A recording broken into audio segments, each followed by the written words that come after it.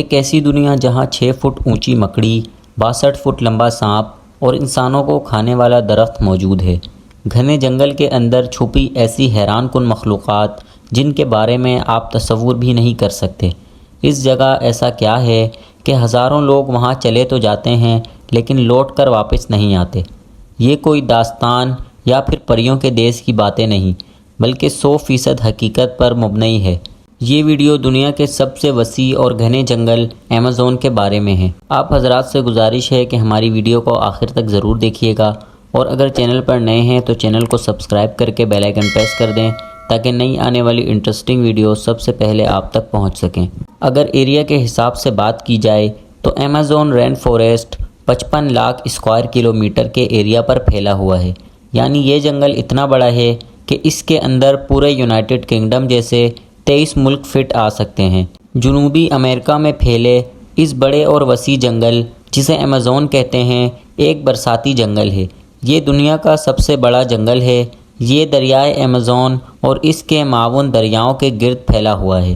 لفظ ایمیزون ایک یونانی لفظ ہے جس کے معنی لڑاکا عورت کے ہیں۔ ایمیزون رین فوریسٹ کو دنیا کا لنگز بھی کہا جاتا ہے کیونکہ اس دنیا میں 20% سے زیادہ آکسیجن ہمیں اس جنگل سے ملتی ہے۔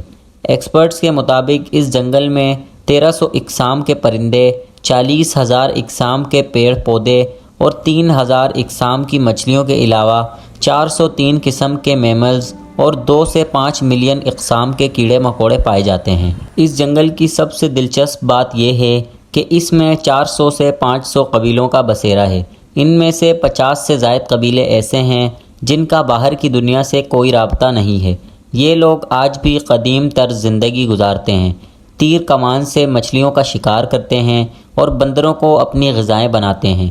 کہتے ہیں کہ ایمیزون کے گھنے جنگلوں کے اندر ایک ایسا قبیلہ بھی رہتا ہے جن کے لوگ کافی لمبے ہوتے ہیں، جن کی آنکھیں بالکل نیلی ہوتی ہیں، اور یہ لوگ جسمانی اعتبار سے بہت خوبصورت ہوتے ہیں۔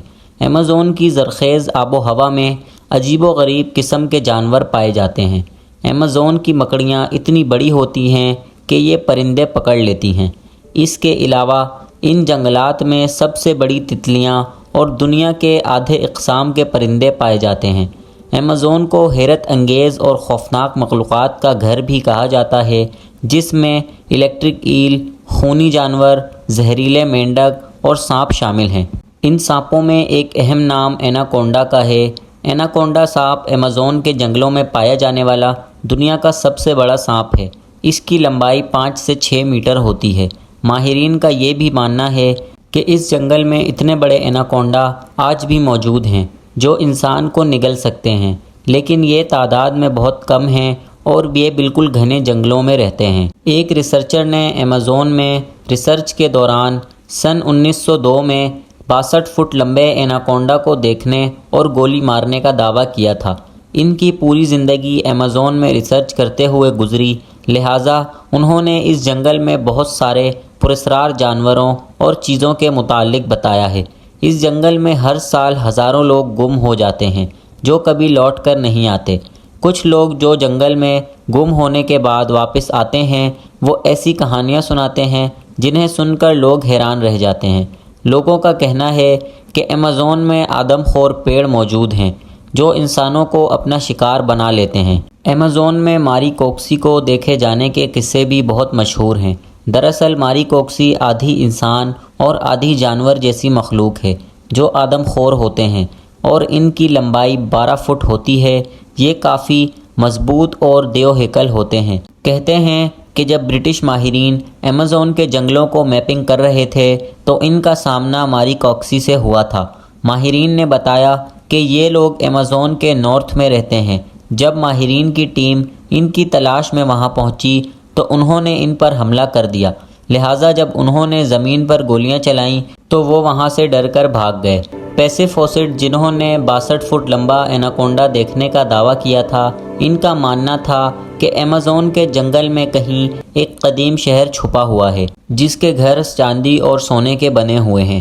وہ اس شہر کی کھوج سالوں تک کرتے رہے تھے۔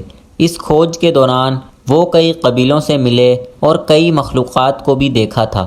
دراصل فوسٹ کو ریو کی لائبریری میں ایک قدیم دستاویز ملا تھا جس میں اس پرتگالی سیاح نے لکھا تھا کہ اس جنگل میں سونے اور چاندی سے بنے گھر ملے تھے، لہٰذا فوسٹ اپنے بیٹے اور 2 برازیلین شخص کے ساتھ اس شہر کی کھوج میں اسلحہ اور سیفٹی کے سامان کے ساتھ نکل پڑا۔ انہوں نے 5 مہینوں کے بعد اپنی بیوی کو خط لکھا اور ایک لوکل شخص کی مدد سے بھیج دیا۔ انہوں نے لکھا تھا کہ وہ شہر کے بے حد قریب ہیں اور وہ وہاں پہنچنے والے ہیں۔ اس کے بعد ان لوگوں کا کہیں پتہ نہ چلا اور وہ لوگ کہیں گم ہو گئے۔ یہ آج بھی ایک راز ہے کہ ان لوگوں کا کیا ہوا، کیا ان کو وہ شہر مل گیا تھا اور انہوں نے وہاں رہنے کا فیصلہ کر لیا تھا، یا پھر وہ کسی مخلوق کی غذا بن گئے۔